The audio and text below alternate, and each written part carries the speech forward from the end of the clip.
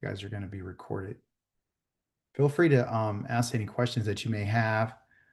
I like the class to be interactive. I like class participation. It's time for people to have their questions answered. We're not a church, so this is not a religious gathering because I'm not religious. Okay, I'm not, and I refuse to be because it hasn't worked for me.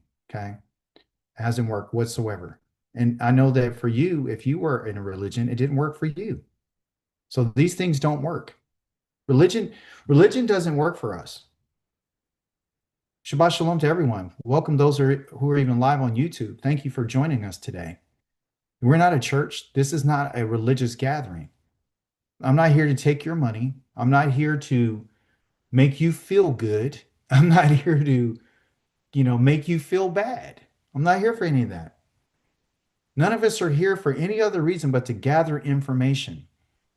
That's what we're supposed to do. That's what this life is about, is gathering information in order for us to make better decisions in our life. How can we live better lives? And how do we really take advantage of the time that we're here? Because you're only going to be here for a certain season. You go through your different seasons, you go through different time and months and years and the winters and the summers and the springs. You're only going to have so many springs. You know, you may have children, you may not.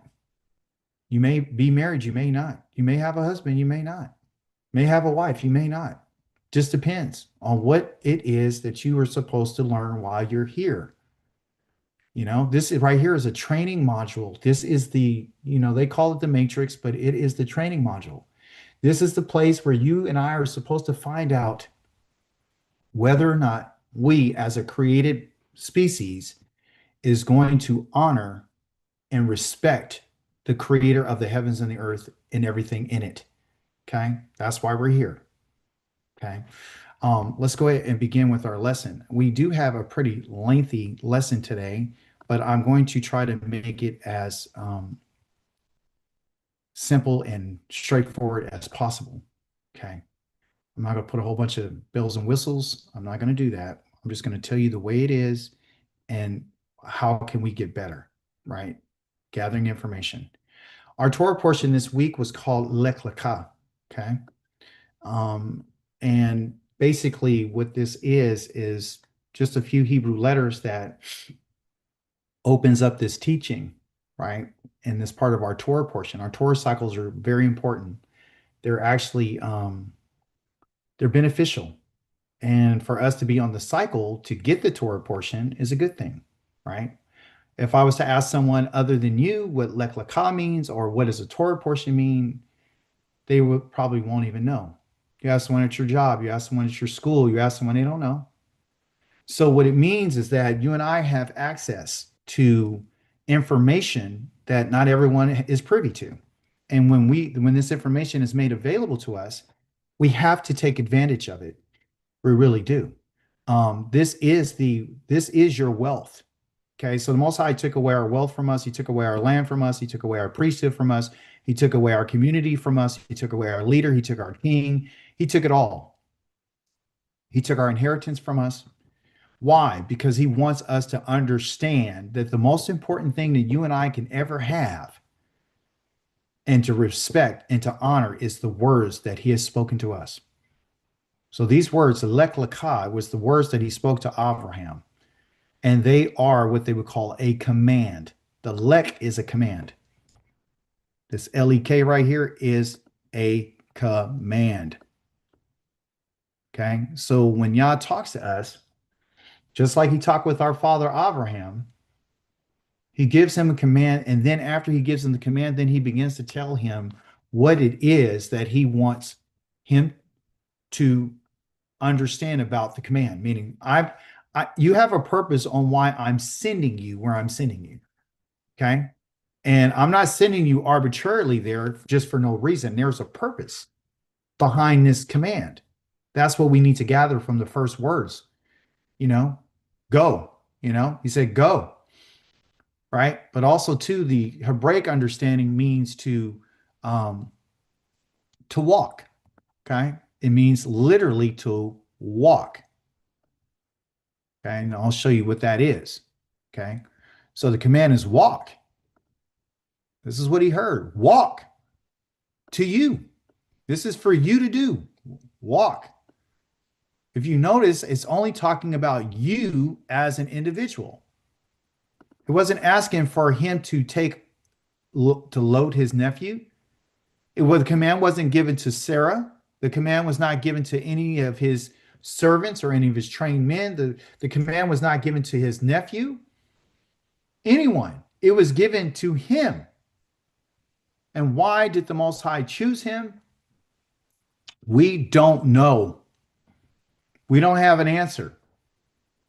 Okay. A lot of people say because he was righteous. No. I'm going to show you today. He didn't choose him because he was righteous. He was 75 years old when he got the information. When he received the communication, at 75 years old, he was told to lek laka. You are to walk. You. Okay. And that two right there is this letter lamed, which has to do with the staff, the authority, and to learn and to guide. So in our walking, we need to understand that anything, and walking in Hebrew means to live. So the more you travel, then that's the way that you live. Where you go is who you are and what you do. How you live your life is the places that you go. Okay. So you might see some translations that say go, right? But this says walk. This is more accurate. Walk. Okay. The staff in your hand. So in our culture, the staff is huge. It has to do with the learning and the guiding of what? Of the animals. It has to do with what's in a man's hand, how he guides everything that he wants them to go in a certain direction. It talks about how the lambs and the goats and the herds and everything were led. Okay. Other part of this word lock is the kof right here. It's called the final kof. Okay. And it means the palm of the hand, which has to do with the idea of correction. Because when you are disciplining someone, you would use the palm of your hand. And of course, in the palm of your hand, you would place things like a seed or soil or dirt or gold or silver or whatever it may be. And you would put it in the palm of your hand and you would examine it to find out what it really is. Or if you have some spices you would put in your hand, you would crush it in your palm of your hand, and then you would smell and be, oh, I know what this is.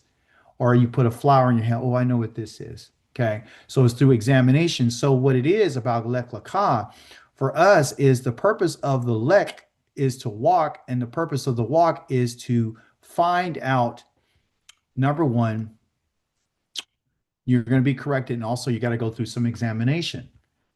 And then on your journey when you're walking, right, you're being guided, right? And as you're going, and we talked about visual observation, is the things that you're guided to and the places that you go to, that's where you learn, okay? But you're not arbitrarily walking there. You're walking by the authority. And the authority is the one who has a staff in their hand, okay? And so the Most High is the one who places the staff in his leader's hands in order for them to guide them to where they need to go, like he did with Moses. Take this staff in your hand, go to the people, this will be your authority, and then teach them what I said to guide them. So these are the ideas that are behind lek lakah. Okay? So for us, if the Most High is talking to our ancestor, Avraham, clearly he's talking to us, and I will show you that today. Okay? And there are some things in which the Most High had to correct him about. And there are some ideas where we find that the Most High was examining him. Okay? You just don't get to walk with the Most High without correction, and you don't get to walk with him without understanding what authority are you walking in. He understood this. Okay, there's three areas that we want to talk today about lek lakah. Okay, of course, there were several chapters, 12, 13, 14, 15, 16, and 17. That's literally almost five chapters, 5 or 6 chapters. But it says this, all humanity is merely grass, and all its kindness like the wild flowers. The grass dries up, the flowers fade when the wind from Yahweh blows on it. Surely the people are grass, and the grass dries up and the flower fades, but the word of our Elohim will stand forever. Meaning that Yah's word is eternal, and it will never change. Okay? This wasn't found in your Haftarah. Why? Why is he telling us that all humanity is like grass? We pretty much know that we fade out like the grass. So is this something he wants us to understand? What he's saying is that, and then he attaches the idea of his word. What he's done is going to last forever. You and I are not going to last forever.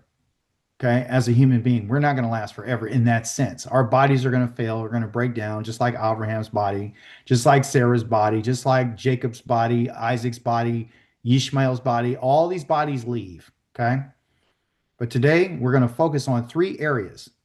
The first area we're going to talk about who, and that's found in our Hebrew word called me. Like, hey, see me? Me, spelled M-I, but the phonetical is me, M-E-E, okay, me. The next part is the answer, and that is called in Hebrew ana. Ana. You might have a friend called Anna. Just remember her, Anna. You hear the femininity? Anna. Okay. Take the H off, it's Anna. Okay. Anna. And then finally, we're going to deal with the transition, which has to do with what they would call the Ivri. Okay. Sorry for the slide going fast. I didn't mean to hit that right quick. The Ivri. Okay. The Ivri is who we're going to talk about as well. Okay. I'm going to tell you what an Ivri is. I'm going to explain it to you, what it really means, which in here, the translation is literally a transition. So what we first have to do, and we're going to look at a couple of different things, okay? We're going to find out when we say who, we're asking a question. So in Hebrew, to ask a question is not with a punctuation mark, but it is with a word. Okay, so the Hebrew word for who is me. Okay, and I'm going to explain that to you. But we want to find out who. We're going to find out who is Yahweh is. We're going to find out who Avraham was. We're going to find out who Sarah was. We're going to talk about Hagar. We're going to find out about a lot of different people. We need to ask a question. Okay, who is always a big deal in Hebrew. Who is like me? Who do you see? What do you see? Who went here? So forth and so on. Okay. So the Hebrew word me that you see right here consists of two letters. The first one is the mem, which you can see, which has to do with water. The mass, the mass amounts of water. It has to do with chaos because when you have a big sea, it's very chaotic. Okay. It's not a little smooth and nothing's going on. There's waves, it's crashing. That's where the storms come from. That's where, the tsunamis come from. And also, too, it's unknown because we really don't know what's in the water. We don't really understand it because it's a whole different world. We don't know what's going on with it. Okay. And then the next part of that word me is hand or work. That's what the yod means. Okay. It means the hand, and the hand is used functionally for the work and also for possession. Okay. So that's what this word means agriculturally, connecting it to things that we can smell, taste, hear, see, okay? All your five senses. So let's take a peek at the idea of this word who, okay? So there was something that was asked in your Haftarah, who has counted the handfuls of water in the sea? Measure off the sky with a ruler, gauge how much dust there is on the earth, weigh the mountains on scales, or the hills in a balance? That's the question. That's the question. Who has done this? Right? And it continues to ask the question again. Again, who has measured the spirit of Yahweh? Who has been his counselor instructing him? Who did he consult? Who did he use to gain understanding? Who taught him? Have you seen all these who's? Who taught him how to judge? Taught him what he needed to know to show him how to discern, meaning to understand or to know something. This is a big question. And see, the answer for a lot of people is they don't know. It's unknown to them. So why is Yah asking the question? Who? The reason why he's asking a question is because he's looking for an answer. He knows the answer, but he's asking us, what is the answer? And so if one is to acknowledge the answer, the ana, then they would know who did all this. And what is the significance of all this? What is the significance of the, the understanding of the heavens and the earth? What's the understanding of this? What's the understanding of the span of the sky and the understanding of the dust? You know, we know they were made from dust, and we understand that the dust covers the whole entire earth. I mean, there's dust in our homes, there's dust on the floor, there's dust out on the ground. It's all over. And guess what? It can't be counted by us. But it has been gauged and it has been weighed. The mountains have been weighed. You see, the waters have been measured, but it hasn't been by us. So the answer is not by us. So if it's not by us, then who has done this? And that's the question that has always been asked by the Most High. Now, it might seem like a rhetorical question because people would automatically say, well, God did. God did that. Okay. Then the question then would be like, okay, well, if you say that he did, then you need to ask some more questions, right? So if the waters have been measured, then he says the spirit of Yahweh has been measured. And if it's been measured, then who is it that gave him the instructions or the counsel or the advice to teach him so he can understand how to do the things that have been done? And the answer to that is no one. No one has done this except for him. Now, because of this, the question is asked, since we know that there hasn't been anyone except for him, right? For us, we know this. The nations have their gods. They have the God of the storm. They have the God of the clouds. They have the God of vegetation. They have gods that deal with the solar system. They have gods that deal with the planets. They have gods that deal with the seas. They have gods that have to do with the rivers. They have gods to deal with the animals. They have gods to do with fertility. They have gods to do with everything. So he's asking us the question, with whom then will you compare me? The comparison is saying, who would you set next to me and say that they're my equivalent? I'm equal with them. Ask the set apart one. So because that's the question, he's asking us this question, we find in our Torah that he told Avraham to do several things. So this is how your Haftarah and your Torah go together. The questions that are asked in your Haftarah are being answered in your Torah portion. Okay? See? So if someone's speaking in the prophecies or with the Navi, which is a prophet like Isaiah, Jeremiah, Ezekiel, you don't go to the Torah, okay? You don't go to the prophets to find out the answers to the Torah, okay?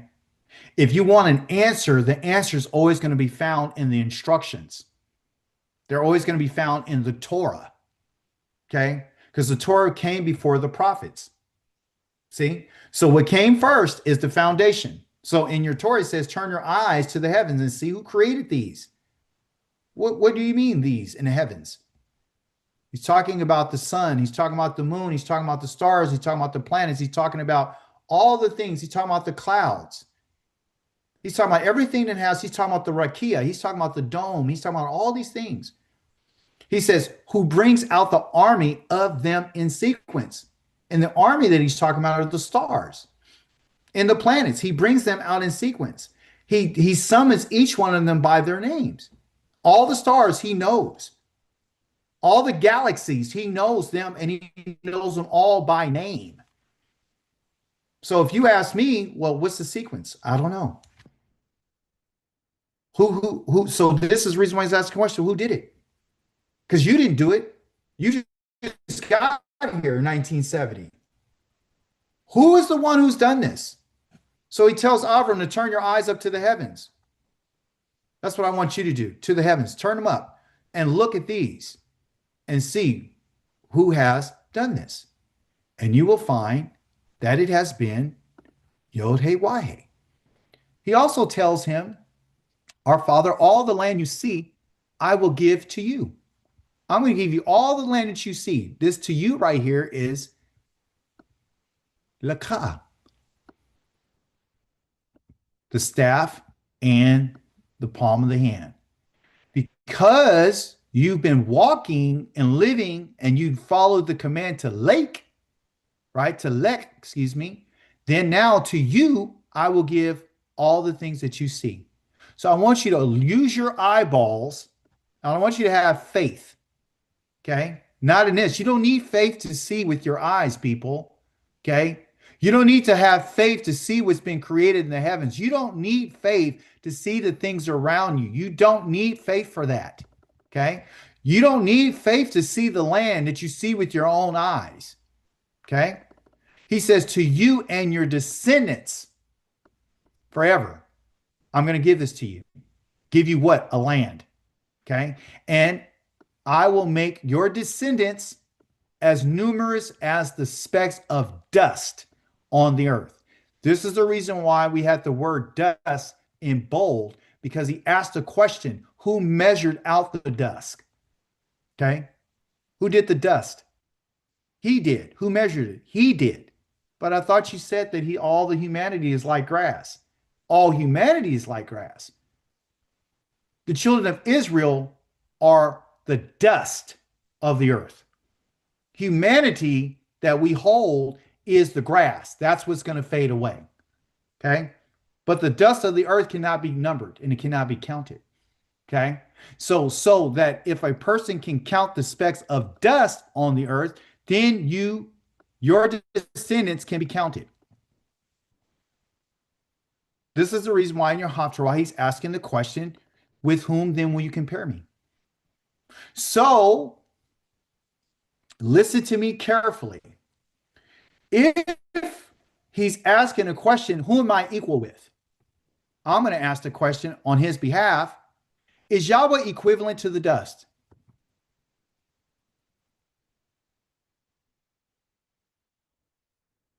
Is Yahweh dust? No. No.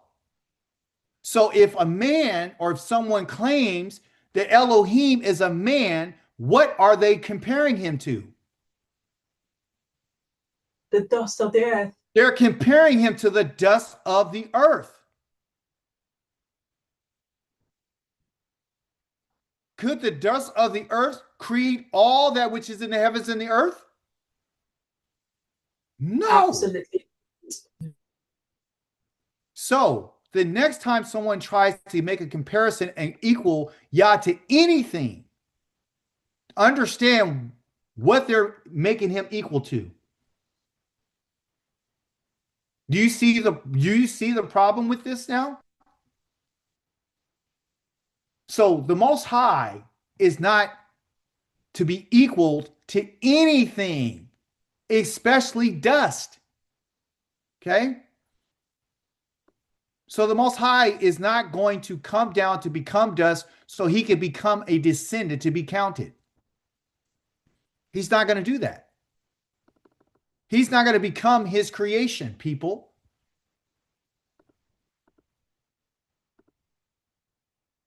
Then he brought him outside. This is in your Torah portion. And he said, look up at the sky and count the stars. If you can count them, your descendants will be that many. So the Most High is not a star. He's not a kokavim. He's not the dust of the earth. He's not a person. He's not grass. He's not a flower. He's eternal. The Most High. So would you equivalate and make the Most High like a star? He's just one big star.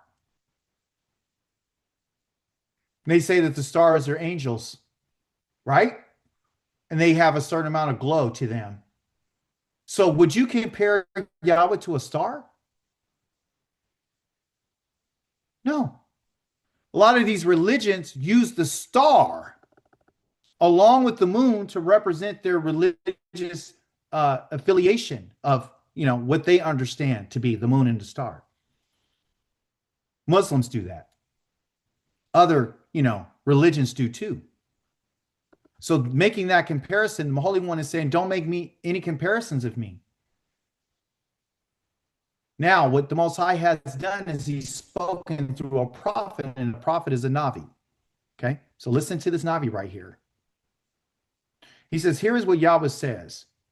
If I have not established my covenant with day and night and fixed the laws, which mean the decrees for the sky and the earth, then I will also reject the descendants of Yaakov and of my servant Dawid, not choosing from his descendants people to rule over the descendants of Avraham, Isaac, or Yitzchak and Yaakov. For I will cause their captives to come back and I will show them compassion. Okay. The reason why this is here is because the whole purpose of the Most High speaking to Avraham was for him to have descendants, plurality. Okay. And it wasn't just Yitzchak, and it wasn't his grandson Yaakov, it wasn't just Esau, it wasn't just Yishmael. You understand? It talks about the descendants. Okay. So there's going to be more than one. And in this in particular part of the prophecy that he's talking to them, he's letting them know that, guess what? Just like the stars of the heavens are in their multitude, so will the descendants be. So there is no number of that can be counted. The number of David's descendants will not be 19 kings that ruled on the throne, and then that's it. And then this other guy comes along and says that I'm the final king. I'm JC the king, and there is nobody other. There is no other king. There was only 19 kings that ever sat on David's throne. But Yah compares David's descendants to the number of the stars. Yahweh compares the descendants of Abraham to be like the dust of the earth or the stars in the heavens. You see? So if the laws have changed with the decrees have for the sky and the earth, which have to do with the sun, the moon, and the stars, and have to do with the seasons, if Yah has changed this, then he said, if any of this ever happens, then I will get rid of and I will reject the descendants of Yaakov. I will reject the descendants of David to rule over the descendants of Avraham. I will reject them. Well, we see that the sun still comes out. We see that the seasons are still here. Going back to what we learned about a week or two ago, I believe, or last week, that talked about the Most High said he made a covenant with the earth that it's going to still have its seasons. And if you notice, the New Testament is trying to get rid of Yahweh's seasons. Not only are they trying to get rid of the seasons, they're trying to get rid of the descendants of Abraham, the descendants of Yaakov, and the descendants of David. They want to get rid of them. We don't want these descendants anymore. We want to replace them with other people that are not of the children of Abraham, Yitzchak, and Yaakov. Matter of fact, what we're going to do is we're going to say the descendants of Abraham are all the nations. And these are the people that are operating in faith. So now they're truly the children of Abraham. See, this is the purpose of the New Testament. And I'm going to show it to you. Your Torah found about a covenant of circumcision, right? So my question for you is, how many covenants were mentioned in our Torah portion?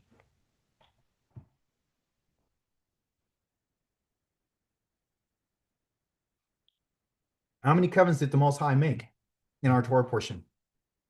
1, 2, 3? How many did he make? He made 2. The first covenant he makes is in chapter number 15. Write it for your records and go back and read it again. He said to him, I'm going to give you this land. He made a covenant with him that day when he did what he asked him to do about getting the 3-year-old cow, the 3-year-old heifer, the 3-year-old goat, the ram, and the turtle dove, and the pigeon. Okay. So he made a covenant with him about the land. Okay. Then he made a covenant with him about circumcision. That's the second one in chapter number 17. This covenant that was found in chapter number 17 tells us that he says, you're to guard this covenant. And it's between me and you. He's talking to Avraham. He says, along with your descendants. Every male among you is to be circumcised. Every male among you is to be circumcised. You are to be circumcised in your flesh of your foreskin. This will be the sign. Just like the rainbow is a sign of the covenant, right? The rainbow is a sign of the covenant between Yah and the earth. This is a sign of the covenant that he's making that deals with circumcision between me and you. In contrast to this, you find in the book of 1 Corinthians in the New Testament, chapter number 7, okay, verse number 17, actually, Genesis chapter number 17, verse number 7. They're just the opposite. It says, being circumcised means nothing. This is from the New Testament. Being circumcised means nothing. Yah said that it's a covenant between me and you. You are to keep it. You are to guard this covenant. And he said, if you didn't guard this covenant, then you broke my covenant. Paul says that being circumcised doesn't mean anything. It means nothing. Zippo. And being uncircumcised means nothing. What does mean something is keeping God's commandments. That's what he said. So the question is when he told Abraham to get circumcised, was that a command or was that a suggestion?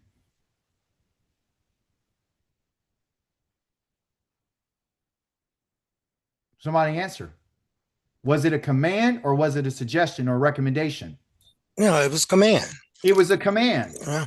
This man says that it means absolutely nothing. It means nothing. But it meant something to Abraham and it meant something to the Most High. Look to the right-hand side of the screen and it shows you why he's saying it doesn't mean anything. In the book of Galatians, Paul says, therefore stand firm, don't let yourselves be tied up again to a yoke of slavery.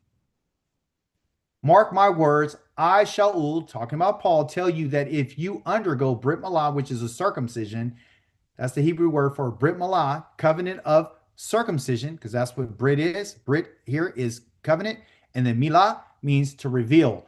Of circumcision, the Messiah will be of no advantage to you at all. Again, I warn you, any man who undergoes this circumcision is obligated to observe the entire Torah.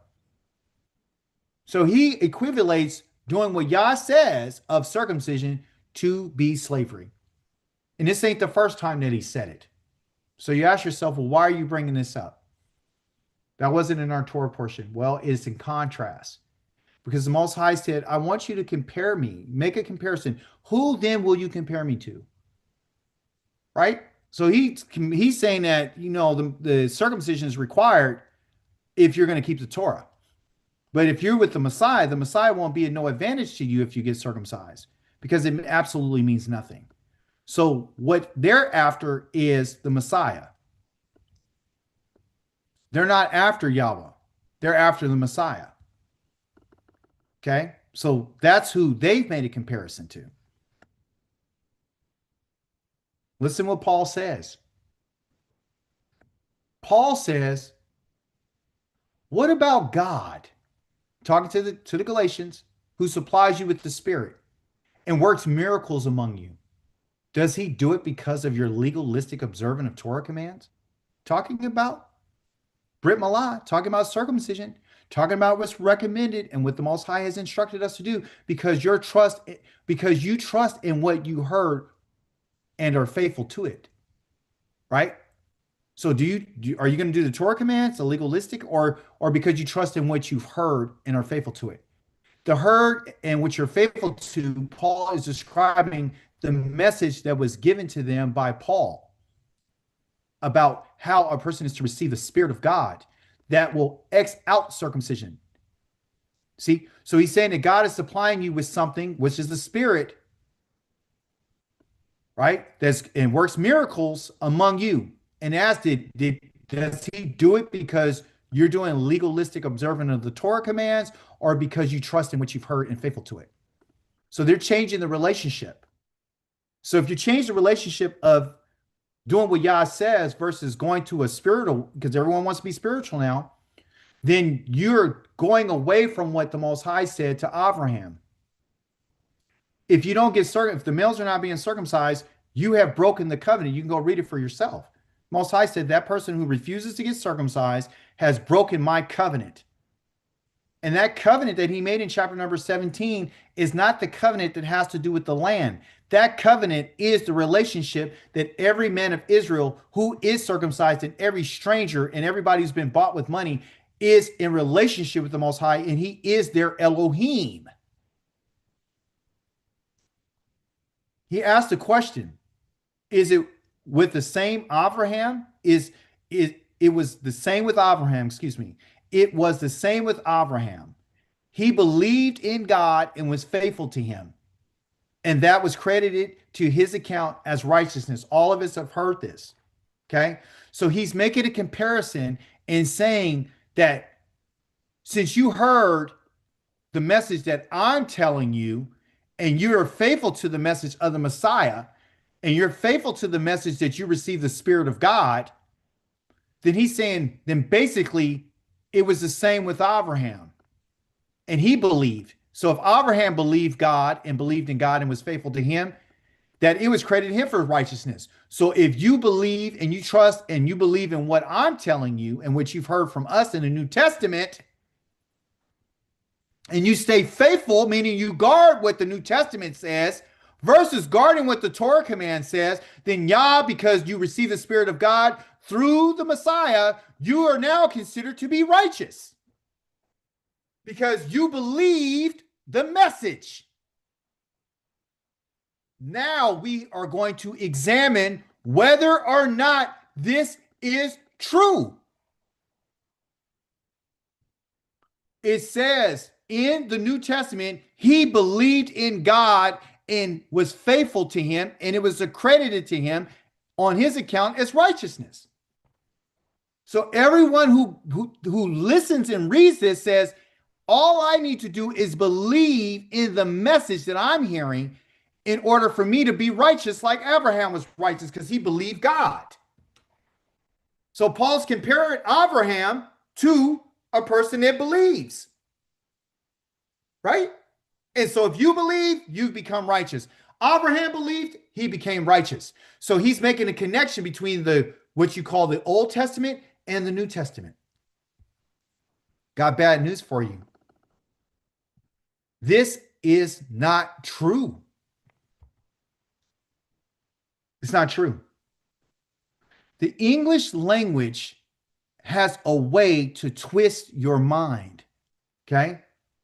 If you look carefully, it says he believed in God. Past tense. He believed. He believed. It doesn't tell you how he believed. It doesn't tell you how he believed. As I've been telling all of us for the last several years, that when I found that the language was in English wasn't telling you everything, it wasn't telling you that sometimes he's talking to one individual versus talking to a group of people. It doesn't tell you that the action is either the person doing it or it's happening to them. It doesn't tell you that it's something that someone can do to themselves. Okay. So what we have here is a language issue. Okay. Because in the Hebrew, it doesn't say that. It doesn't say that. Okay. I transliterated it down here and translated it for you. Okay. So in Hebrew, I'm not going to read it because you wouldn't understand what I'm reading, but I'm going to explain what's in Hebrew for you. Okay. It says he, talking about Avram. This is in chapter number 15, verse number 6. Okay. He, Avram, was caused to believe in Yahweh. Let's just stop right there. He was caused. Okay. I don't know if you remember, but I told you when a person does an action in a verb, like in a verb stem, the action they can do it themselves to someone else, or it can happen to them, or they can do it to themselves. When it's in Hebrew caused, that means that someone else has caused something. If Abraham believed, according in English, like he believed, then it wouldn't have this cause here. It'd be a hithpael, but it's not a hithpael. It's just this letter hey right here. If Abraham did this belief on his own, it would have been a hey and then a tav. But we don't see a hey and a tav. All we see is just a hey. This letter right here is what is means cause. Remember, in our studies, we've been talking about how there are things that the Most High has to cause to happen. He's the cause of a lot of things, pretty much a lot of things, okay? He's the cause of the sun and the moon and the stars. He's the cause of things growing. He's the cause behind everything, okay? So it's not that Avraham didn't believe, it's how he believed and who is the one who caused him to believe. This wasn't something Avraham did himself. That's the point. So Yah caused him to believe in Yahweh. But the Christian narrative to tell you that you can believe. If you believe, that's something you do on yourself. Like, you know, hey, they ask you, do you believe? And you say, yeah, I believe. You're doing the action. That's different than someone else causing you to believe. And you say, well, I don't see a big deal with that. No, it's a big deal. Because what I'm saying is, Abraham did not have it within himself to believe, people. If someone has to cause you to do something, he was caused to believe, that means that he did not believe. Abraham did not believe. He did not believe. If he did, it wouldn't say, hey, I mean, it wouldn't say that. All it would say is, hit amen. Hit amen. That's what it would say. Okay. And it says that, and he, this word, this yod right here is he, and he kashava. Okay. Which right here talks about Yahweh. Yahweh is the one, and he, who's the he? Yahweh is the one who counted righteousness. Righteousness is feminine. He counted it to Avraham. The two right here is him. Like you know how the lamed that we talked about to lakah is a lamed meaning two, and nakah is you. Here is lo, to him. And he called the zedekah. The ah here is feminine. So righteousness is femininity. So what we understand here is that just like this righteousness that he obtained, everyone, is different than the righteousness of Noah. You ask yourself, well, what's the difference? Isn't righteousness righteousness? No, it's how it's obtained. See, and we don't understand this. So the question for us would be, well, why did Most High have to cause him to believe in Yahweh? Why didn't it say, because I can show you right now, I could go take a detour right quick right now and show you that the Most High says that Noah was righteous and that Noah walked before the Most High. He hit halak. He walked before the Most High. He caused himself. Noah was not declared righteous by Yah in the sense that the Most High gave him his righteousness. His righteousness was different. What do you mean, Akika? What I'm saying is the righteousness that the Most High gave to our Father and caused him to believe in was a divine righteousness of Yah. It's the righteousness of Yah. It's not the righteousness of Abraham. It's not his righteousness. If it was Abraham's righteousness, then Abraham would have done something to cause that righteousness. Him going on and walking and following the command the Most High said to him didn't qualify him to being righteous, because in chapter number 15, he already had experiences in 14, 12, 13, in Egypt. The Most High didn't mention anything about him being righteous. He didn't receive his righteousness in chapter number 15. That's when he received his righteousness. So in Noah's time, it says the Most High looked at him and said that he was righteous. And the Most High didn't give him that righteousness. He was a pursuer of the Most High. This one is different. This one right here is different. This is a divine righteousness that is coming exclusively from Yah. Is the causing to believe in Yah, not a righteousness of doing, hey, I did a lot of good deeds. No, the Most High counted to him. He thought of this to him as righteousness because the Most High is the one who caused it. He caused this. And when it talks about belief, we know in Hebrew that belief is surety. It means to be stand firm. The Most High was causing him to stand firm on what he was saying.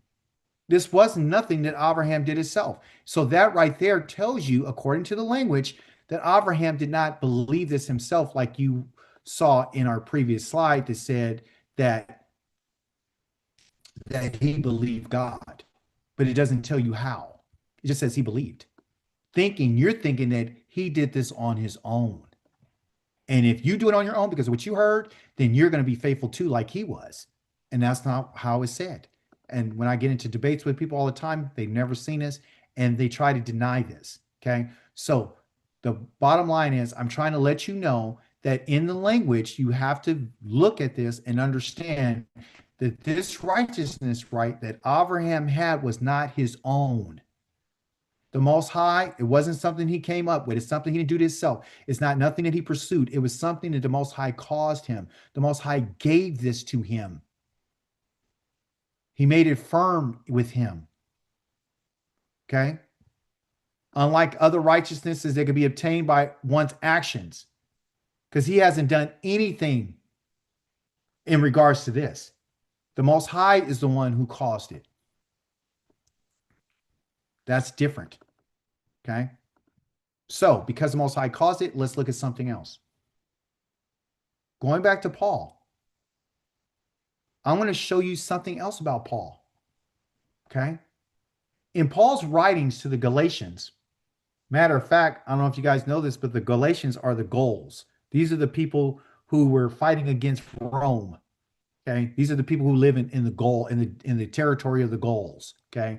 He said, brothers, let me make an analogy from everyday life, meaning a comparison. When someone swears an oath, no one else can set it aside or add to it. Okay. Remember, he's a Hebrew, and he is a Pharisee, and he's schooled in the law. He says, now the promises were made to Avraham and to his seed.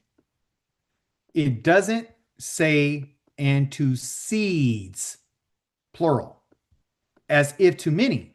On the contrary, it speaks of one, and to your seed.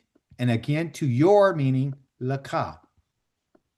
Okay, in Hebrew, right? To you, because Most High is talking to lakah, to him.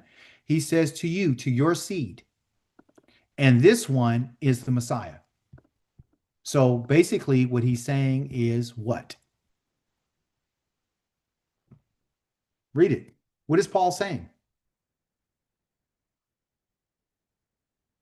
Sounds like he's cutting off Israel in replacement for this Yeshua, this Right. Messiah. Thank you, Dawid, because he's saying that it doesn't say to seeds. See? So is he using language? Yes. Is Paul using grammar and language to convey his message?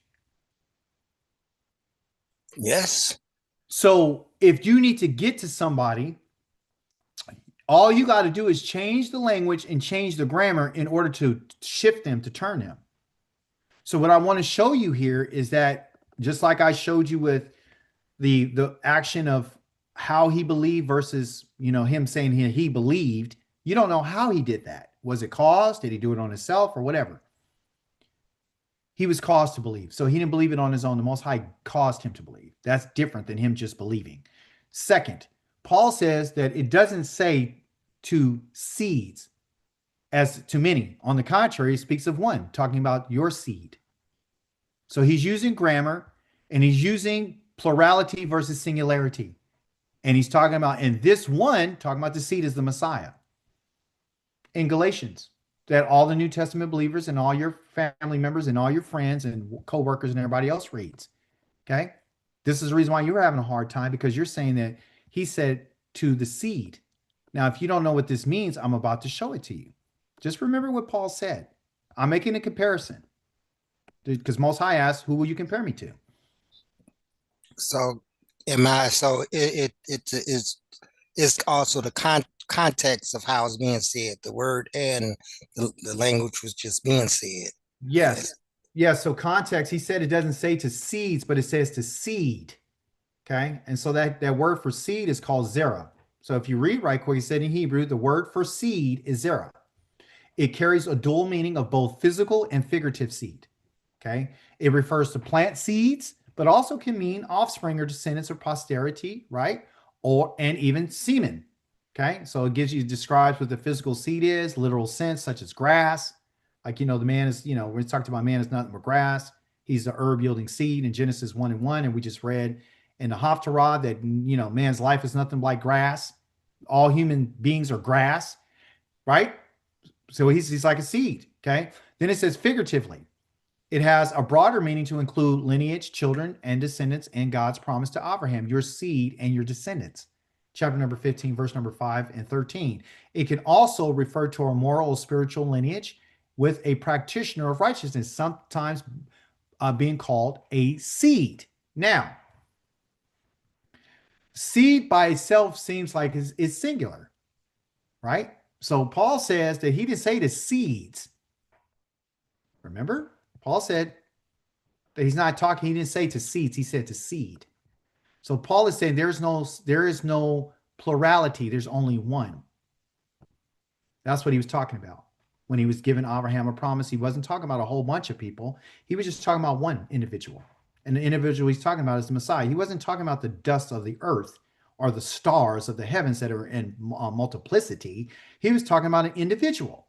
That's what Paul's saying in the New Testament. You can see with your own eyes. So I want to take the pleasure of showing you that the word that was used when the Most High describes the descendants in Hebrew, it is zera, okay? And it can be physical or figurative. So we see the meaning of it. Now, here's the kicker. Hebrew grammar, important. The word zera is a collective noun. What does that mean, Akika? That means seed, offspring, or descendants. While grammatically singular, it often refers to a whole group, even though it might be in a singular. Okay? So grammatically, it appears that it's talking about one. But in Hebrew, they have nouns that are collective. And one of them is called dog, which has to do with fish. When I talk about fish, am I talking about one or am I talking about many? It didn't say fishes, it said fish. Yeah, I look at it in a plural sense. It's right. Fish, because it's yeah. Generally it's right. has So been the used. Hebrew word for this is called dog, and that's fish.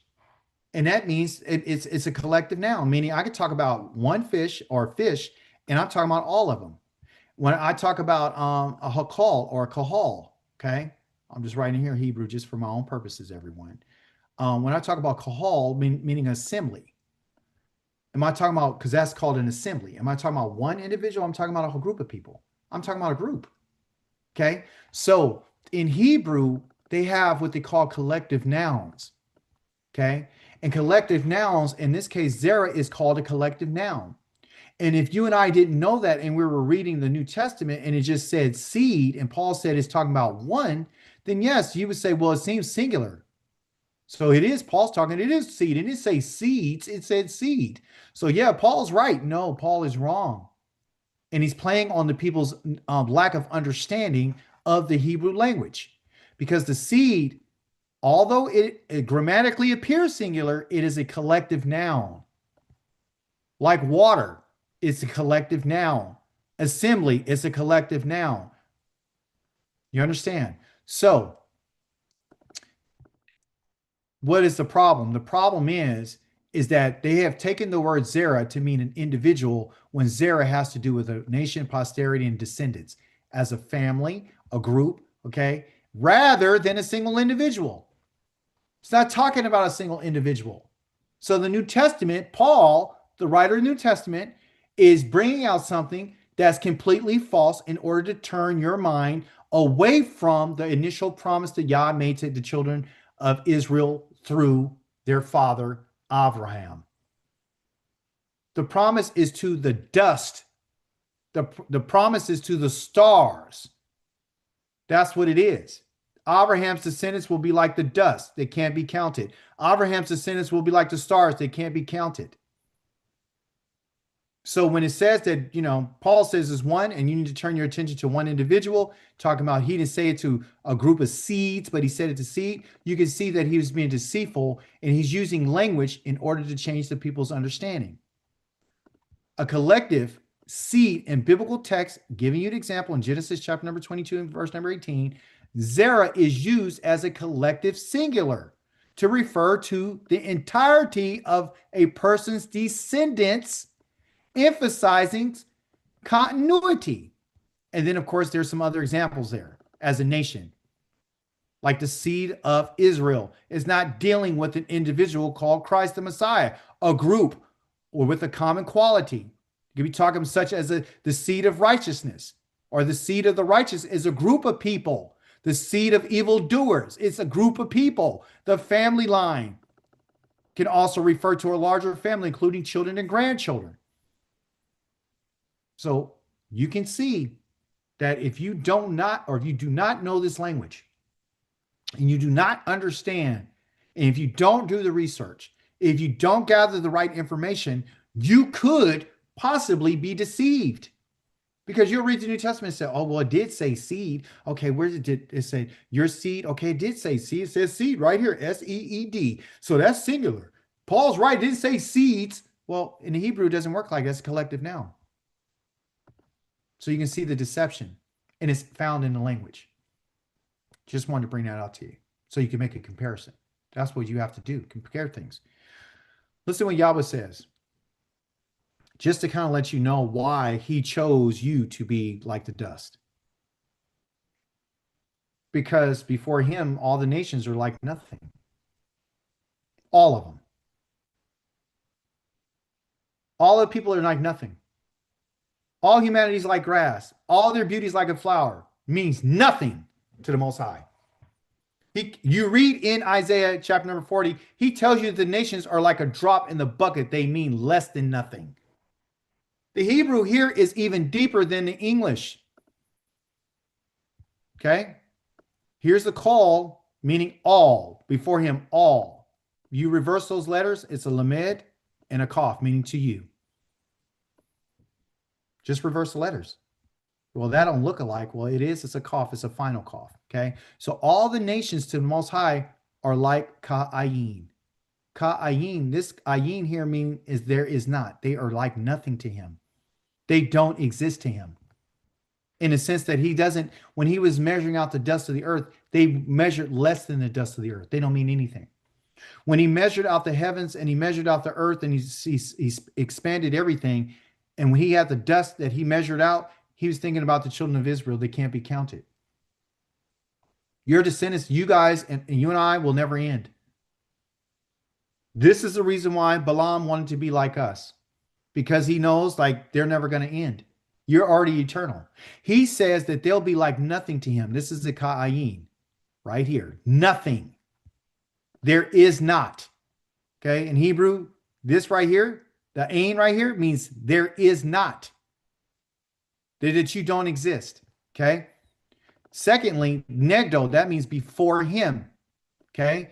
And the me'esif, the esif right here, take the may off, may means more, less than. He says that they cease to exist.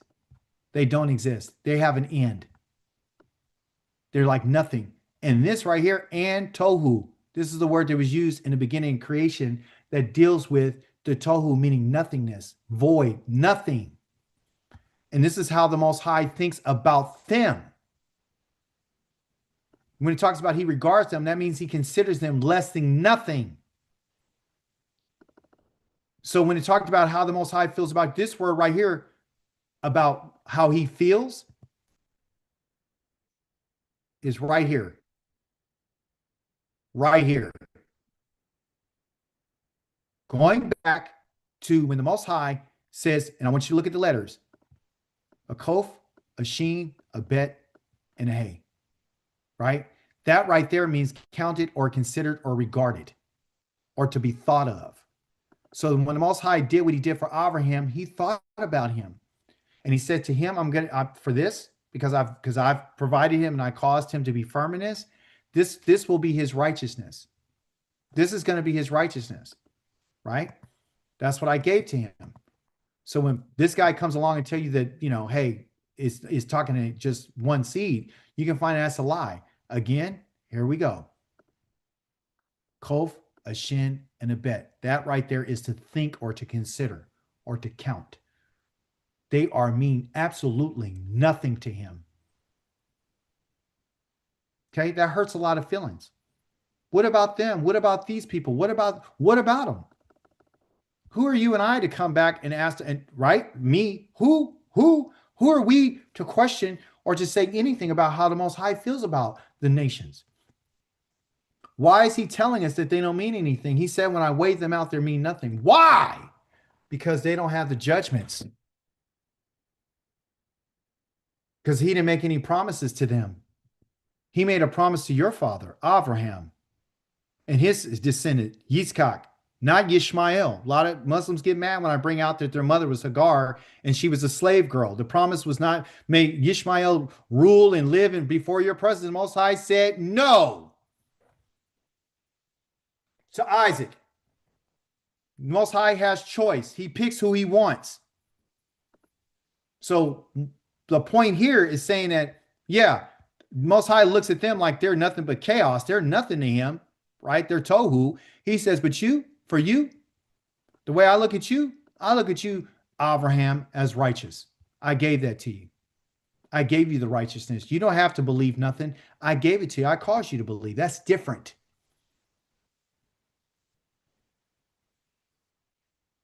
He didn't have to believe he was in the land. He was there. Yes, Kale. Yeah, I was just wondering because you've been saying that a lot today about Abraham being caused to believe. Do you think that takes away from his, I guess, integrity of his own righteousness because he had to be caused? And like, would you not think it would be better if it was someone that didn't have to be caused and someone that was just already how they were supposed to be righteous? It depends on how you look at it, because what we want is, if you look in the book of Job, it talks about what good is your righteousness, right? Remember, okay, here's an example. In the prophets, it talks about that your righteousness is but filthy rags before the Most High. There's a clear distinction between the righteousness of Elohim and our righteousness. By us being righteous is only beneficial to us. It's not beneficial to everyone else. Yahweh's righteousness is different than our own righteousness. Remember when the children of Israel were going to go into the land and Moses told them to be careful, to say it was because of my own righteousness that I'm inheriting this. He says, no, it's not because you've been righteous, right? So there's a clear distinction between the righteousness of Yah and our own righteousness. The Most High's righteousness is different. The one he gave to Abraham is different. You would want Yah's righteousness and want it to be caused, to be certified, to be made sure. That way it would never be brought into question. So Avraham received something from the Most High that never could be brought into question. If he did it himself, it can always be in question. Because then people can question, well, okay, if he was so righteous, look, listen to me. If he was so righteous, then why did he tell his wife to lie? Why did Pharaoh say, why did you lie to me and say this was your sister and you didn't tell me it was your wife? That his righteousness could be brought into question. But if it's something that's caused by Yah, it cannot be brought into question. It's from Yah. So you would want your righteousness to come from Yah. You don't want that to ever be in question, because people can find a way to tear you down, and they can find a way to question. They can find a way to find a loophole, and they can find a way to say, hey, you know, we saw this, or you did this, or you did that. You know, the way that you're moving on here and what you did right here. So it doesn't make us better because we have our own. Actually, it makes us worse, because it's not according to the righteousness that comes from the Most High, which this is what the New Testament is selling. They're selling the righteousness of God through Christ. So the righteousness they're offering is the righteousness that they can believe. So they're So self-righteous, huh? is the righteousness that was given to Abraham, is that the type of righteousness that all Israel has to have, or was that just Yes, intended for yes, Abraham? yes, yes, yes. That's where we're going. Yes, yes. Now, here's another point. Do you remember the Most High told Moses to tell the children of Israel, up until this very day, I haven't opened your eyes and I haven't opened your ears. You don't understand. You can't see. No matter what they did, they still didn't have their eyes open. They still didn't have their ears open. The Most High didn't give it to them. So what is he telling us? There's something different than what we think we can have. You understand? There's a different knowledge that's different than the knowledge that you and I obtain. There's a different way of worship than what we understand. This is on a higher level. That's the reason why, if he's going to be the father of many nations, and he's going to be the high and exalted father, right? The Avraham, which is the father of many, his righteousness has to be the greatest righteousness that the earth has ever seen or even heard of. It can never be brought into question. Now, what do you do after receiving this righteousness of Yah? This different. How do you support that? Because faith is basically, emunah is to support what has been said by Yah, to be firm in what Yah has said. So when you and I, because we're not ever going back to the land because of your own righteousness. What you and I are doing right now is, it seems right in our own eyes. We go right there to the book of Deuteronomy, chapter number, I think it's 10 or 12, or I think it's 10, or no, it's 12:10. That says, what you're doing today, you think it's right and Yashar and Zedek in your own eyes. That's what you think is right. We don't want that righteousness. We want the righteousness that comes from the Most High. We want the eyes that are supposed to be opened by the Most High. We want the knowledge that the Most High gives, not our own knowledge, the knowledge that he would provide us with, that he has not given us full access and understanding to. You see? So what was going on, Kel, is the New Testament is selling righteousness of Christ, and the people who believe that, they become self-righteous, because now I don't have to do what Yah says, because I have my own righteousness through Christ, through who he gave to me. So, this is what I have through him. And I get that my righteousness comes through my belief, because if I believe like Abraham did, then I become righteous. When they failed to recognize that Avraham did not cause himself to believe like the people today are causing themselves to believe when they go to their altar calls, or when they go to their churches, and when they get called down to the altar. That's what they're doing, to establish righteousness by belief instead of practice. There's a complete difference between the two. Yah's righteousness is different than man's righteousness.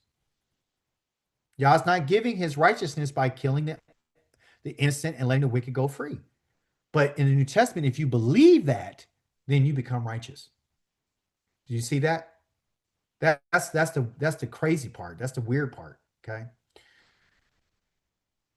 Here is a word called ana that we talked about earlier, that we were going to discuss. Okay. Ana is dealing with the fact of, and what they would call an answer. All right, that's what an ana is, an answer. Okay. And of course, you have the letter, the ayin and the noon right there. We can see the eye. The ayin is the eye, to see, to watch. It's the window, it's the spring of life where the tears come out. It's the window where, you window to the soul. You can really understand what people can see, the visual observation. You can watch things with it. You can have a certain look in your face. People can see your expressions. You see the noon, which means to seed or to sprout or to continue to grow. Okay. So the answer is found in this word ana. Ironically, the word ana means to answer, but it also means to be humbled.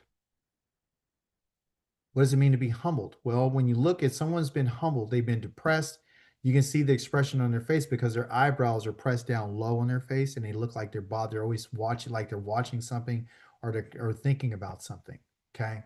But the bottom line is that this is our answer to the Most High, is humility. Okay. This is found in your Torah portion. Well, I don't see anyone being humbled. I don't see where Abraham was humbled. I don't see, we can, think that, or we can, is try to insert that on ourselves. But what you find when you read it in its language, you will find that the Malach of Yahweh went and he spoke to Hagar. Okay. The Malach of Yahweh found her in your story in chapter number 16. He found her by a spring. Okay. In the desert. When the spring has to do with the eye, and on the spring to the road to shore. And he said, Hagar, called her name out, Hagar, Sarah's slave girl. She's a Shifka. He says, where have you come from? And where are you going? That where are you going again is back in our theme of Lakah, because that's where he's asking. Lakah, where are you to go? Where are you walking? That's Lakah. Where are you going? That's another way of saying Lakah. Where are you going? Lakah. Where are you going? And the reason why the Most High sent this Malach is because if you look at the word Malach, this is a Malach of Yahweh. Okay, you see the word Lach, which is a Lamed and a Kaf. Okay, again, so the Malach is a messenger. Okay, so anyone that's Lach or going, walking, or going for the Most High is a messenger. So within the story of Avraham, when the Most High tell him Lech Lekah, which you can see right here again, Lech Lekah, he's telling him, go, walk. Who? For who? For who? For you, but for you, for who? For me. I need you to go walk for me. This is what is to you. You are to walk for me. And you can see this in all the chapters where the Most High has been on working on behalf of Avram when he went into Egypt. You see it when he went to war with the 5 kings. You see it when when he went to go get Lot. You see it when he's talking to the kings after the war. You see it when he is going to different places and having a relationship with the inhabitants of Canaan. You see it when he's gaining his wealth, and you see it when he's having conversations with Lot about his herdsmen. You see it. Okay. So in particular part of your Torah, it has to do with humility. And he's asking her, where are you going? She answered, I'm running away from my mistress, her Geveret, which is her master. So Abraham was not Hagar's master. Sarah was. Sarai, she was the master of Hagar. And it says the Malach of Yahweh said to her, go back to your mistress, go back to your master and submit to her authority. Now, in the language, it says to submit, right? In the Hebrew, it says that I want you to, oh man, I'll write in English so you don't get confused. He says, I want you to hit, okay? Heat halak. Okay. You see the lock again? Instead of malak, it's halak. Okay. So the grammar tells us something. This word again, heat, H-I-T-H, which would be represented by this right here. This hey in the top here tells me that this right here is an action that she was supposed to did by herself. Okay.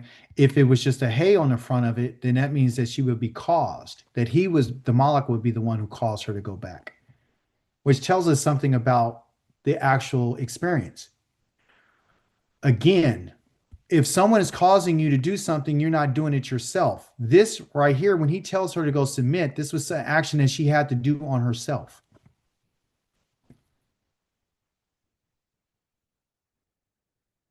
So what is the significance of this? Why is this so important? Why is it so important that she does it versus him forcing her, or Yah sending the Malak to force her to do something that he wanted her to do? So we find that Yah is clearly telling us about something. Okay. This returning, okay, this hit halak is she has to do it with hit anah. And hit anah, or I said hit anah is the submitting of humility. So if she was to return back to her master, she had to do it with humility. And humility, the submission is through the humility that she would have to do on herself. She had to humble herself in order to go under the authority of her master. So we're supposed to learn something from this. The message from Yah was through the Malak. The Malak is telling Hagar to go and to do something. He's saying, hey, return. The command to her was to return. The part of her supposed to do, her action was to submit, to humble herself to the hand. The authority is the hand of her mistress, her master. So Yah's not suggesting command was to go back, to shoot, to return. The part that he wanted her to do on her own that had to come from within herself was to humble herself. So when Hagar went back to Sarah, her mistress, her master, she went back with a different attitude because that's what she wanted to do. If you and I are ever going to return to our master, remember, this is not Sunday school. So he's not trying to, impress us with how many words we know. He's trying to give us an understanding of what our responsibility is. Again, Yahweh gives a command. Look at the pattern. Lek lakah. He gave Avraham the command to lek lakah. He gives her the command to go back. And then he tells her that she has to do something. The submission of the anah is to hit anah and the hit the lake, meaning that this is something that you have to do. So Yah's ways are being played out in front of us through this story. The command is given, and then you and I have to take responsibility for the action that you and I are going to do. In this instance, in particular place. So you see how Yah feels about servants and how he feels about masters. She's a master, and Hagar is a servant. And her responsibility is to hit halak, meaning cause yourself to go back with a different attitude and cause yourself to go back and you humble yourself, because the Malak wasn't sent there to humble her. The Malak was sent there to give her the command to return back. Her part was to do this. So when Yah gives us a command, the command goes forth from the Most High with an expectancy of a response from the Most High that has to happen from you and I.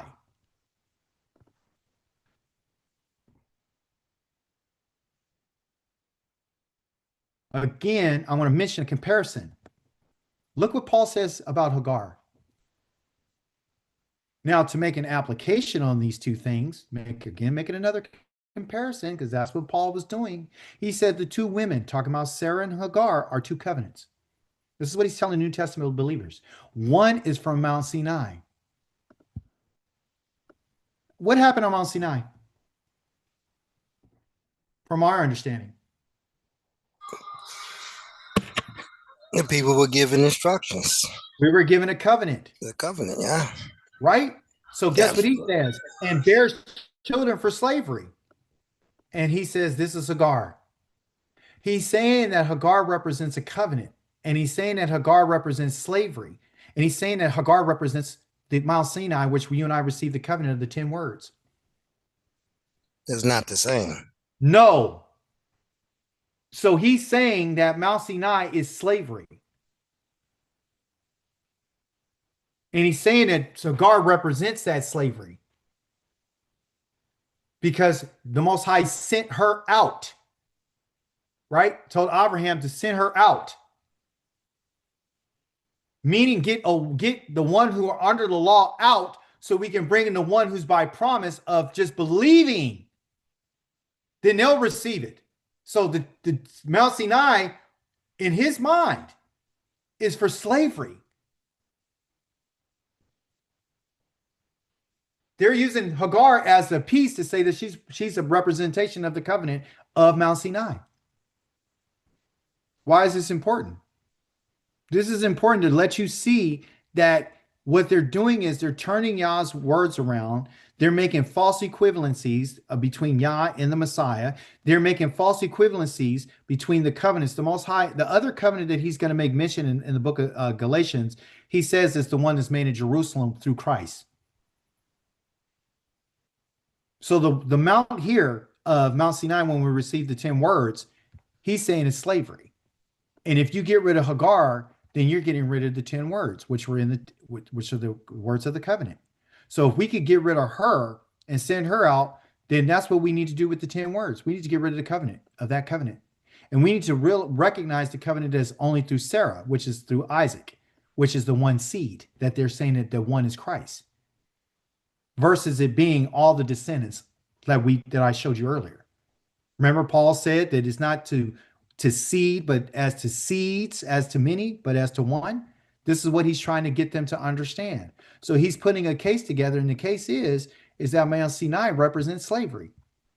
And once you get rid of Hagar, then you'll get rid of the slavery. And once you get rid of the slavery, then you'll get rid of what was received, which is the commandments. The commandments are slavery for you, which includes that I am Yahweh, Anoki Yahweh Eloheka.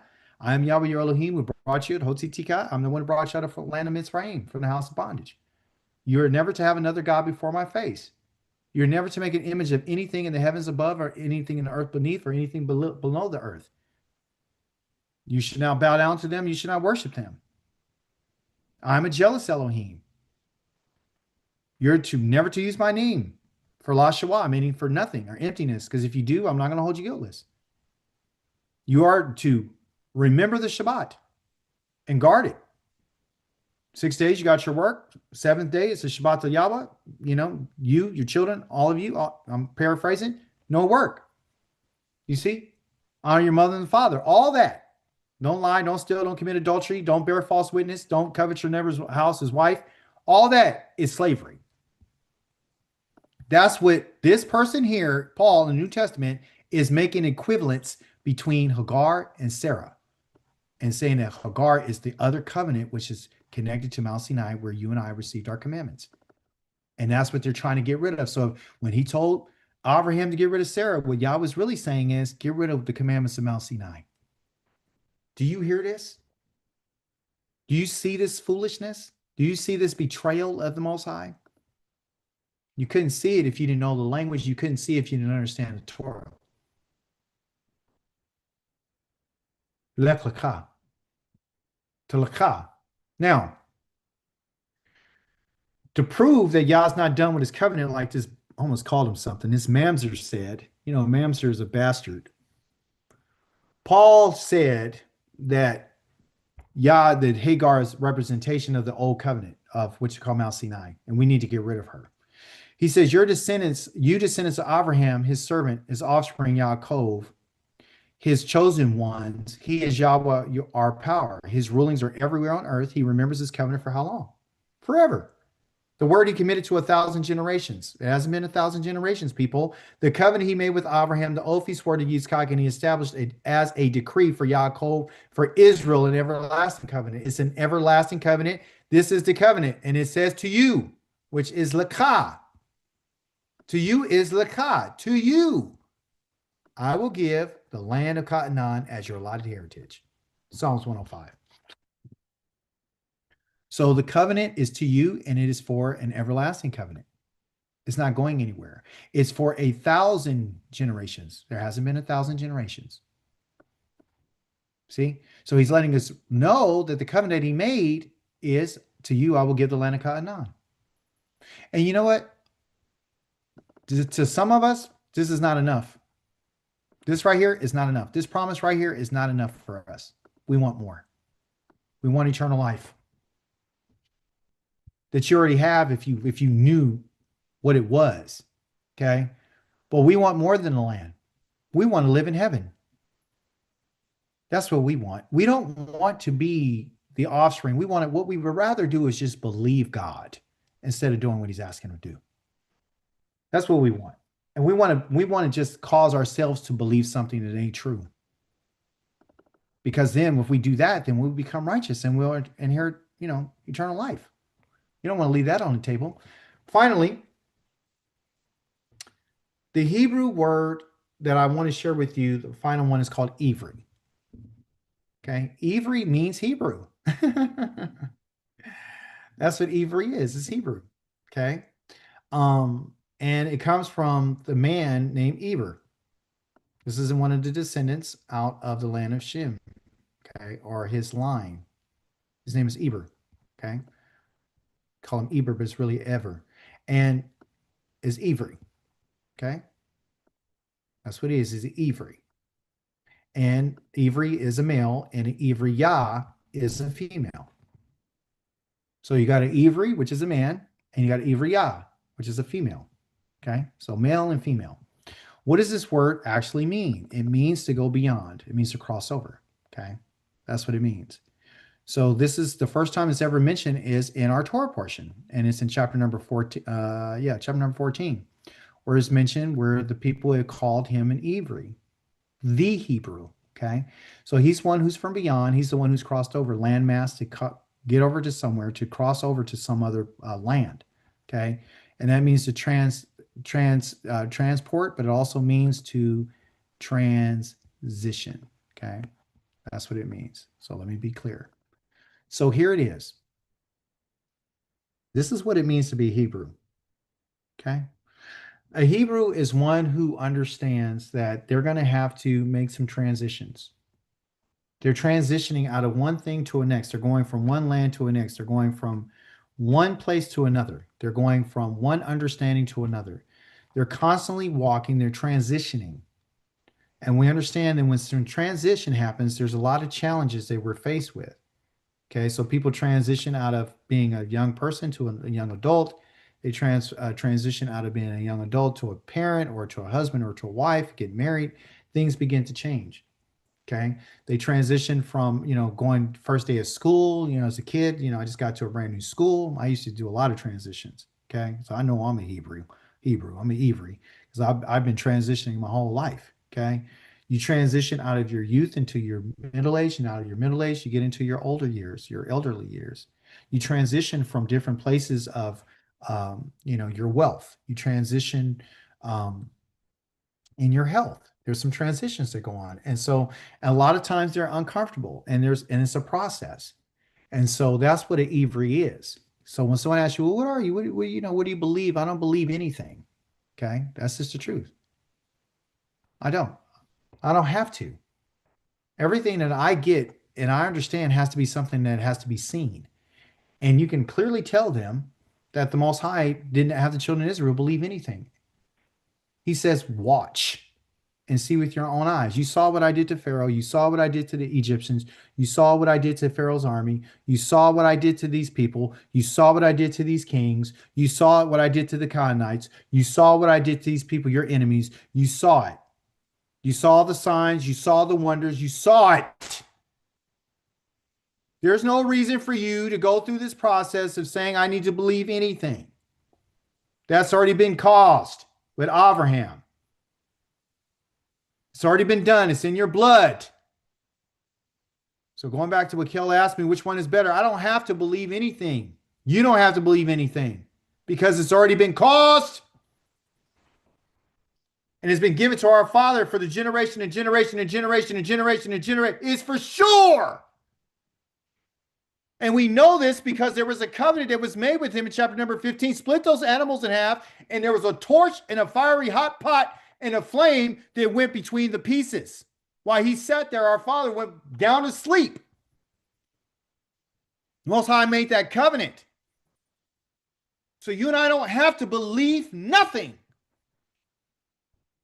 What we need to do is to go beyond. We need to cross over from what we've been learning, and we need to understand that we're in a process of a transition. You're leaving out of darkness, transitioning into light. You're leaving stupidity and going into knowledge and understanding and wisdom. And it's never easy, and you're going to be mistreated because of your transition. Avraham had to make some transitions, and we see that. So let's take a look at those things right quick. Our father Avraham was a man of great wisdom, okay? And he understood this. And part of his transition was understanding that sometimes you got to make room. You got to leave things alone. It's better not to argue. Why? It's better not to argue with your family. It's better for us to be separated, like he told Lot. You go your way. If you go to the left, I'll go to the right. You go to the right, I go to the left. Why? Because we're family. We shouldn't be arguing like this. Had enough sense to look and say, the whole land is in front of you. Can't you see it? Lot wasn't able to see it until after the argument and after Abraham brought us to attention and he looked down and he saw the Jordan and he saw that it was well watered. Well, why didn't he see that before? Because he didn't have the vision. He didn't understand what it is. Being an Ivri is one who has an understanding that, guess what? I know what the transitions are. I know that sometimes I got to be removed from my family. I already left my father's house. Now I understand that you got to go too. That's the transition. It's uncomfortable. It happens. But you have to have enough wisdom to understand it. And so one of the things that we want to understand and to gather from this is that he understood that he cannot continue to argue. And there's no good reason to be arguing with anybody. Not as a Hebrew. We don't do that. Ivri and Ivri, we don't do that. We're not arguing with family members anymore. That's over.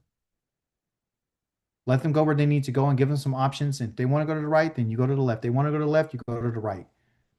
You be amicable. We don't have to use hostility. Okay. So we need to understand that transition. Secondly, he understood that he said, even in a time when he was at war, he said, I've raised my hand in an oath to Yahweh, El Elyon, the Konei of the heaven and earth, meaning the Konei right there, everyone. I didn't want to give you too much on the Hebrew, like, more slides and slides and slides. Just to kind of give you understanding, the Konei right there is the possessor of the heavens and the earth. He said, I raise my hands to the possessor of the heaven and earth. And that I will not take as much as a thread or a sandal or thong of anything that is yours, that is to Lakah, to you, so that you won't be able to say that I made Avram rich. And he's talking to the king of Sodom, okay? For us to understand this, meaning that, you know what? If we're going to, because the possessor of the heaven and earth, this word koneh is a modern Hebrew word. So the modern Hebrew is in the ancient Hebrew, okay? So people say, oh, no, it's not. Yes, it is. It's in there. The koneh, these letters right here, the kof, and I mean the kof and the noon, these two letters right here mean to acquire. And it's acquire means possession. So what he's saying is because everything belongs to Yah, I don't have to worry about anything. I don't want anything from anybody, because everything I need, I will get it from the one who gave it to me. All of his wealth that he did obtain, he understood it came from the Most High. His wealth that he got from Mitzrayim, he obtained it from the Most High. He acquired it from the Most High. And he didn't want to acquire anything from anybody because he didn't want that person to say that I made Abraham rich. So what we need to take from this, as he as our father, we need to understand that the Koneh, the possessor of the heavens and the earth, is in charge of our wealth. So if he's going to make you wealthy, he'll make you wealthy. And he also made an oath and he swore that he understood this to, guess what? I'm not doing this for any payment. I'm doing it because I'm going to help my brother. He helped his nephew, which he called his brother, Lot. Okay, he said, we're brothers. Another thing, he said, Elohim, how am I to know that I will possess it? Of course, this is just a phrase that was brought out in your Torah portion. He asked a question. In chapter number chapter 15, excuse me, he said, how am I supposed to know? So in part of his transition of being an Ivri, one, they have to be able to ask questions. If we're going beyond somewhere, we're going to do something, or we're walking for the Most High, we can ask. You can ask the question. You may get the answer. You may not get the question answered. You may have to have the experience. Okay. Also, too, he's a man of personality. We see that he laughed. He fell on his face and he laughed and he thought to himself, well, it shall be born to a man 100 years old and Sarah give birth at 90, right? So we see that, this is the kind of Ivri he was. He had a laugh. He had a personality. He didn't like arguing. Okay. He understood where his wealth was coming from. He's asking questions. This is all indicative of a person who is transitioning. Okay. Because he had to depend on the Most High. So he's asking questions. That's a good thing. Okay. Also, too, we see that Avraham said to Elohim, if only Yishmael. So he's an advocate for his firstborn son, that he can live in your presence. Elohim answered, no. I mentioned that earlier. No, he can't. No, but Sarah, your wife, will bear you a son. And you should call him Yitzchak, meaning laughter, because Yah heard his laughter. Even though he was laughing to himself, the Most High heard his laughter. And because of the laughter, this is a reminder. This is the reason why the Most High wanted him to name him this. It's because he wanted him to remember that he laughed within himself and that the Most High knew that he laughed. He thought it was a joke. He thought it was funny. It's got to be crazy. I'm almost 100 years old. See? So what kind of life was that? What kind of transition did he have to go to say, hey, you know what? I'm going to be a father at 100. My wife's going to be a mother at 90. Yeah, okay. So we can laugh at the promises of Yah. He won't be mad at it if you think it's like insane. But he says, but guess what? I don't want you to believe this. You're going to see it. See? She's going to bear you a son. You don't have to believe this. You're going to see it. I will establish my covenant with him as an everlasting covenant, dealing with the land and for his descendants after him. This covenant here is not the everlasting covenant that's given to the children of Israel, not the children of Jacob. In the sense that he's talking about the land. This everlasting covenant is an everlasting covenant to 1,000 generations that has to do with the land and his descendants after him. Okay? Christ didn't say anything about giving you a land, right? He's going to give you heaven. Abraham took Ishmael, his son, all of his slaves born in his house, and all who had been bought with his money, every male among the people in Abraham's household, and circumcised the flesh of their foreskin that very day, meaning the bone of that day, just as Elohim said to him. So in him being an Ivri, he's not only an advocate, he's not only about advocacy for his son, he understood that, but also too, we find that he did exactly what the Most High asked him to do the very day that he received the command. So he was an advocate, he believed in advocacy, but he also believed and understood and accepted the fact that he needed to be responsive to the command that day. There was no delay in him. Just like there was no delay when it came a war and he had to take action, he took action. Abraham heard that his nephew had been taken captive. He led out his trained men that very evening who had been born in his house, 318, and they went in pursuit as far as dawn. So we see being Hebrew or being Ivri or Ivriyah, there's different things that we need to do. We need to be responsive. We don't need to argue. We don't need to fight. We need to advocate. You can ask questions. You can have fun. You can leave people alone. You can be in pursuit of whatever it is in front of you. So don't sit with your hand on your hands. You got to take some action. He didn't sit there and believe God that these people are going to magically disappear. He went out and he fought and he destroyed them.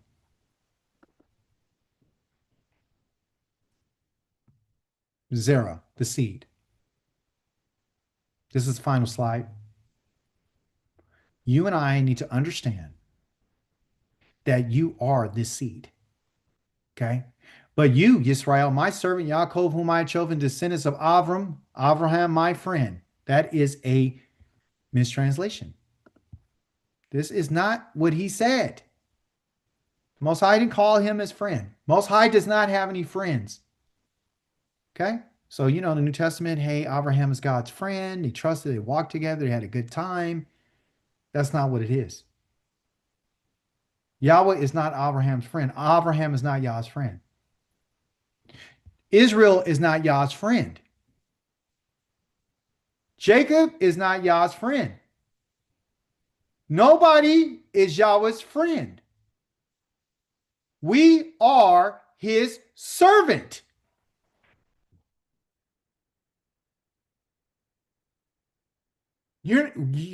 We're not friends with Yah. In the Hebrew, it says, Wa'ata, and you, Israel, is Avdi. You're my servant. Yaakov, in whom I bekarti. I have chosen, past tense. Okay? You're the Zerah. You're the seed. You're the descendants. Zerah, remember our word Zerah we talked about, it's a dual or a collective noun. You are the descendants of Avraham. Telling you who the Zerah is. You're of Yaakov. Not the New Testament, not the people in Galatia, not the people of Ephesus, not the people on on the island of Crete, not the people in Rome, not the people in Turkey, not the people in South America, not the Chinese, not the Japanese, not the Switzerland, none of those people. You understand? Not even Yishmael. He doesn't say that you're only the Zerah of Avraham. And Avraham is his friend. He says that I love him. I'm loving him. Ohavai. This is the one that I love. I'm loving him. Participle right now, currently. Hasn't stopped. Why is this important, Akika? Because if the Most High is still loving Abraham, he's still loving the covenant that he made with him. That's why it's to 1,000 generations. That's why it's an everlasting covenant, because he just chose him because he wanted him. And there's nothing you and I can do about that. And out of his line, he chose Yitzchak. He didn't choose Ishmael. And out of that line that he had Yitzchak, out of his line, he chose who he wanted. He didn't want Esau. He wanted Yaakov. And out of Yaakov, he chose who he wanted out of Yaakov. I want David. Yah has his choices. And we need to be okay with that. He didn't choose the nations. He chose you to be his people. He didn't choose to love Lavan, Abraham's nephew. Bethuel. He didn't choose Lot, Abraham's nephew. He didn't choose Abraham's father. He chose Avraham. Certain individuals the Most High would choose, and he chooses the ones that he wants because he knows who they are. The Most High didn't choose Shaul to be the king. The people chose him. Yah chose David and his descendants. You see? So when we look at the language again, they like to change it because they want to change the narrative. Because if you change the narrative, that means you could change the relationship. He's not Yah's friend. He never called him his friend. The word friend is not even used here. The word loving is here. Well, you can love a friend. No, listen. Abraham is his servant. He said, I have taken you. This is something that God says he's promised. I have taken you from the ends of the earth and summoned you from the most distant parts and said to you to Lakah. This is in your Haftarah. Lakah said to you, Lakah, you are my servant. And the reason why he's telling you and I that we are his servant, and the reason why he's using Lakah here again, is the same words that he said to our father, Lech Lekah. He's telling you that you are. To you, I'm telling you that you are my servant, just like your father was. Just like your other father was. Your father was my servant. You're my servant. And like I had him walk and live in a way and told him that he needed to be Tamim. He needed to be complete with me. We didn't go over it today because last week we talked about being Tamim. That was called a hit Tamim. That means that he had to cause himself to do that. So Abraham did not cause himself to believe, but he was commanded to cause himself to be perfect. We're looking at, we want him to cause himself to be righteous. Yah said, no, I got that covered. I want this covenant to be everlasting. I don't want no way that can ever be messed up. So I'm not looking for righteousness of Abraham's righteousness, because if it was, then it wouldn't be an everlasting covenant. Don't you get it? If it was based on his righteousness, that means that Abraham could have did something to mess it up. The reason why the Most High had him go into a stupor, into a sleep, and Yah went between the pieces by himself is because in the process of a covenant, the individuals that go through those two pieces, let happen to them if they're not able to keep it. He put Abraham to sleep so he wouldn't walk through the covenant. So it would only be based upon Yahweh's performance and not Abraham's performance.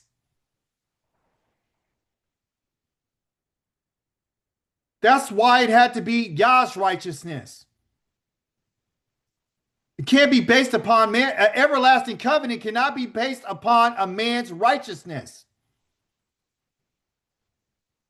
When Yah made an everlasting covenant with the earth, it wasn't because of man's righteousness. Noah's righteousness got him and his family saved at that time. That's it. But in terms of an everlasting covenant, there has to be a righteousness that's beyond man's abilities. So when the Most High is saying here to Lekah, to you, you are my servant, I say this to you, he's telling you that I want you to walk too. Now you're going to walk for me. Now, when I put the Lekah and I put that staff in your hand, this big old lamed right here, I put it in your hand, in the palm of your hand, I want you to call. I'm going to reverse it. I want you to give me everything. You're tamed and you're ready. And you're ready to control everything that I made, including everybody on the face of this planet. Because I've chosen you. And I haven't rejected you. See? So the Lekah that you and I read and understand this week wasn't just for our Father. It's to prepare us, to get us ready to transition into becoming the people and the descendants that's supposed to have this everlasting inheritance of the land, and to make sure that the people who live on the earth understand how to live their lives. We would rather divide and split from you than to argue with you. We would rather not take nothing from you because we know that you're going to say that you made us rich. This is the reason why he doesn't want us to take nothing from the nations. Let him give it to us. Therefore, nobody can ever take it away from you. I'm hopeful that you and I are able to see and understand, because I am clearly, that I can see something here. I can see what this Lekah is all about. You see, he said, I said unto you. So guess what you and I are waiting for? We're waiting for this. We're waiting to be taken from the ends of the earth. And he said, and I said to you, to Lekah, you are my servant. I have chosen you. I have not rejected you. Going back to Jeremiah chapter number 33, he said, I haven't rejected you. So you and I will only know that Yah continually loves our Father when his descendants are brought back and summoned from the ends of the most distant part of the earth. And he says to you, you are my servant. I have chosen you and I have not rejected you. And guess what? He did not choose you because of your righteousness. He chose you and I because of his righteousness. Avraham was not even told and given a covenant before he went into that land. He wasn't even given a covenant of circumcision until he was 99 years old. He was called at 75. Why did it take, 20-something years? 24 years before you get the covenant of circumcision? Was Yahweh trying to have him prove himself? No. It just wasn't the time. So what we see is Yah has us transitioning. He transitioned from 75 and he went to 84 and he had his son Yishmael. He transitioned from having one wife to having two wives. Then he's still making some transitions. Then he's gonna have a child that we'll see next week. His whole life, he transitioned out of leaving his family and went down to different places. All the different locations that he went, he made an altar to the Most High. He's developing a relationship with the Most High. Everywhere he went wasn't comfortable, but the Most High was with him, teaching him and guiding him and leading him. What you see in this staff right here, to control him, to correct him. Like his wife has said, I'm holding you responsible for what this woman has just done to me. May Yahweh judge. That's a good wife. Instead of going off and completely losing it on your husband, why don't you ask Yah to judge the situation? You understand? This is what we need to understand.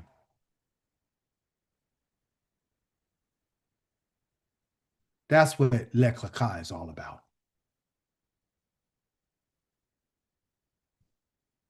Because you are the seed. Here's your study. Your instructions. Vayero is where we're going to be. Chapter number 18, verse number 1 to chapter number 22, verse number 24. Including, you'll see the same ideas about the Zerah. This is the seed. We're going to get more into these other areas. We're not going to go spooky spiritual. We're looking at how is the Most High trying to communicate with us. 2 Kings is your Haftarah. Chapter number 4, verse number 1 through 37. And of course, your meditation will be in Psalms, chapter number 60 through 79. We have to walk with Yah, and we have to understand that with him, there are instructions. With him, there is a way of life. With him, there is things that he has caused, and there's things that you or I are expected to do on ourselves. It's not a magic pill. We're not just going to believe anything and just, do whatever we want after we believe. It doesn't work like that. Not with him, not with our Elohim. Okay? All praises be given unto him and him alone. There is no other savior. There's only Yahweh.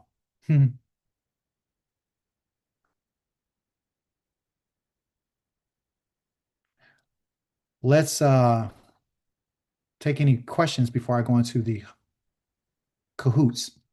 Any questions, comments, contributions, remarks?